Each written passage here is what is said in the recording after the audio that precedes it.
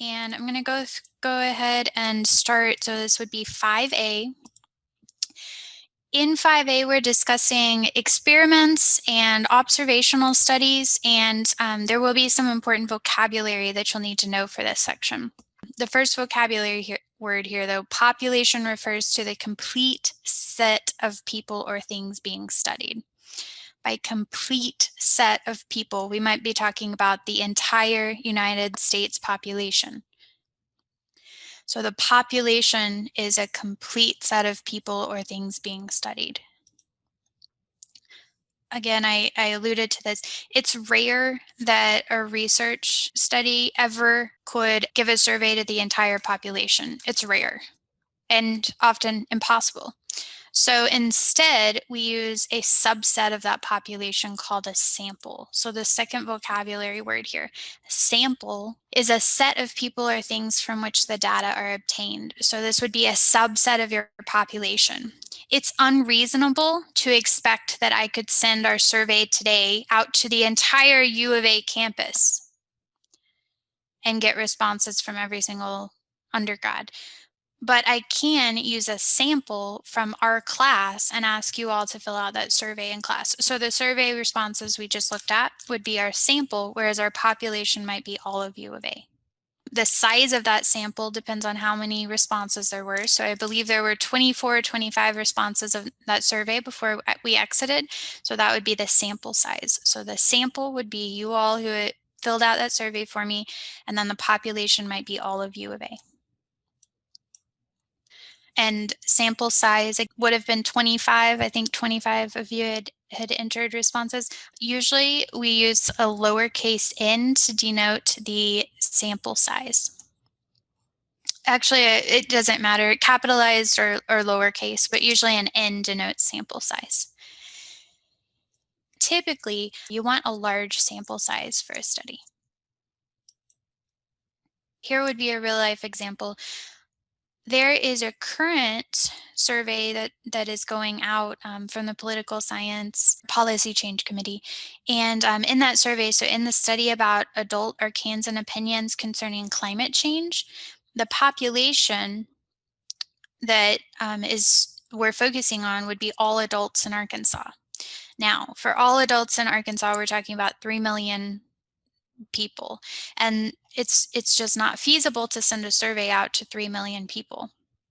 However, we do have information that will allow us to send that survey out to about 1,200, so 1,200 respondents.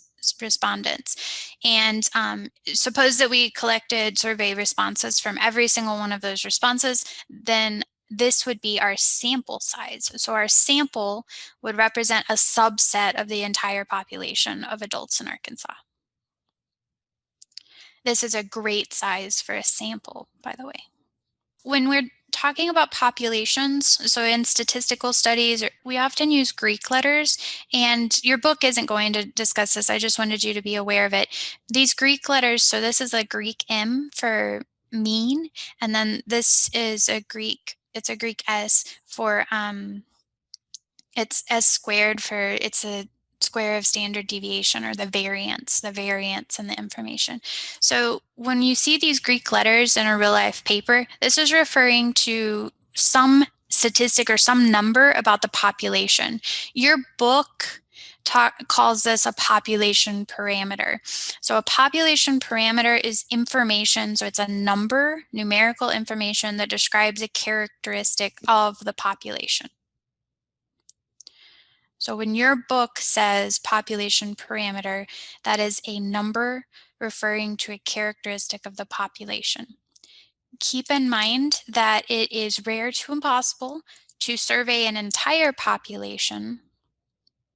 So it will be rare cases where you would actually have that information for the entire population.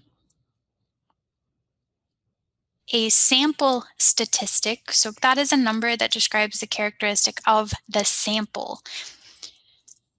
So by the survey responses, if we know that 50% of students in this class are from Texas, say, that would be a sample statistic. I might try to infer that about half of the U of A campus is also from Texas, and that would refer to a population parameter. I would only know that parameter guaranteed if I maybe worked for admissions at U of A and actually had that information. Often that number might be inferred from the sample. Okay, so the sample statistic refers to the sample, population parameter refers to the population.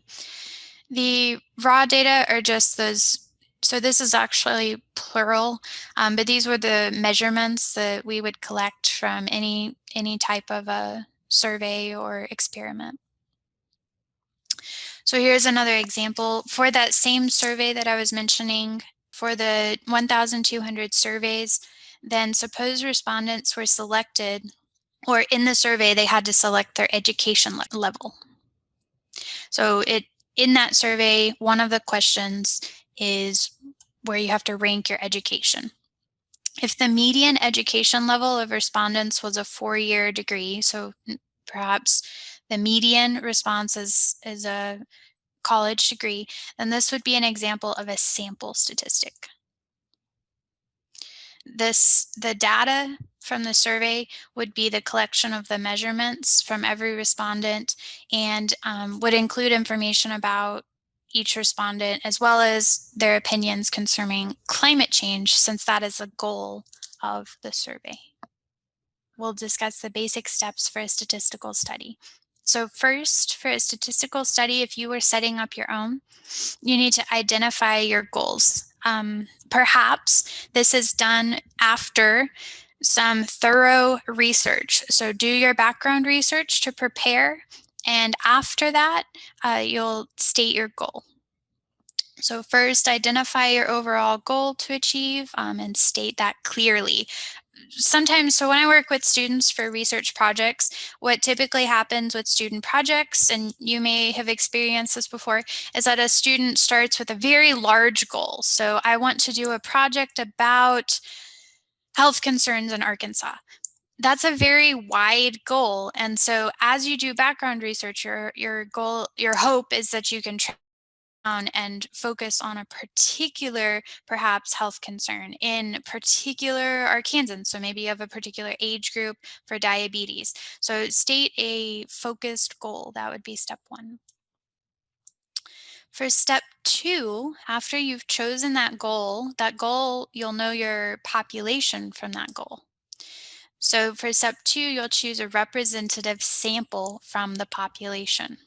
If you've never heard this before, so a representative sample, we want to make sure that our sample that we collect has gender, education, income, same statistics that would reflect the population, race. If our sample does not reflect our entire population, then our study will be faulty from the beginning. So you want to make sure, and so this would be if you were doing your own study or as you read other studies, you want to make sure and think about whether their sample was truly representative of the entire population that they were trying to study.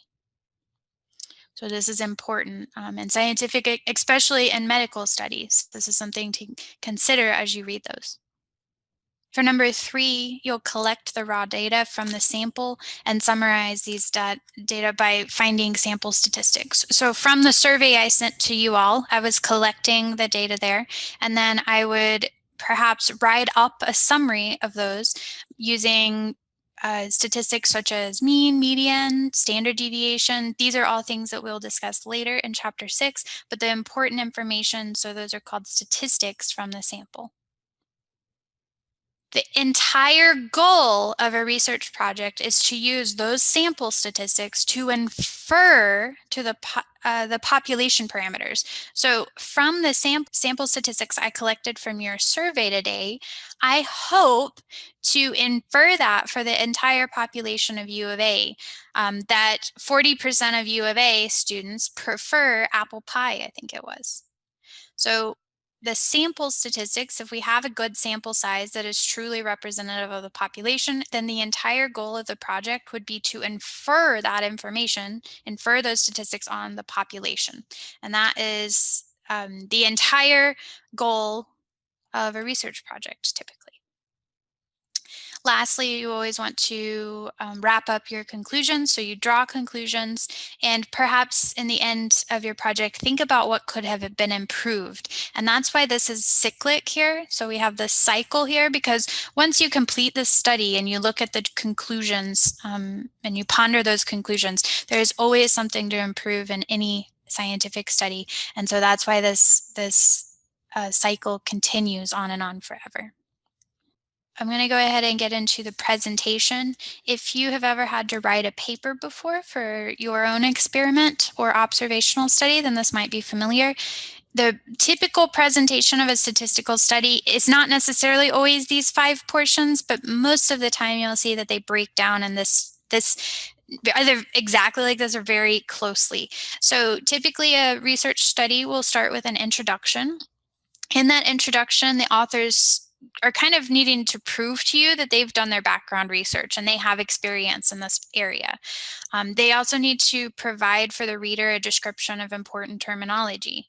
And then towards the end of that introduction, you will see their hypothesis somewhere, their ultimate goal in this research study. So they need to clearly state for you a explicit goal of their project. So these are the main parts in the introduction that you might be looking for as you read a statistical study.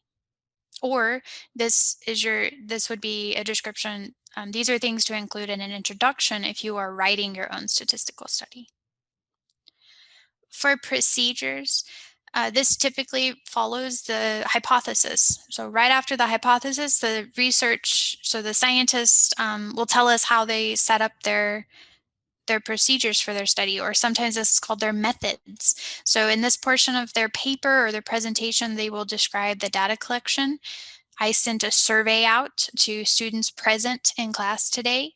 So information about my data collection, and then a detailed information about the sample. So in my procedures, I would need to describe you all in my procedures, not anything about names, but average, median ages, age ranges, and other detailed information to make sure that I did have a representative sample that would extend to the entire U of A population.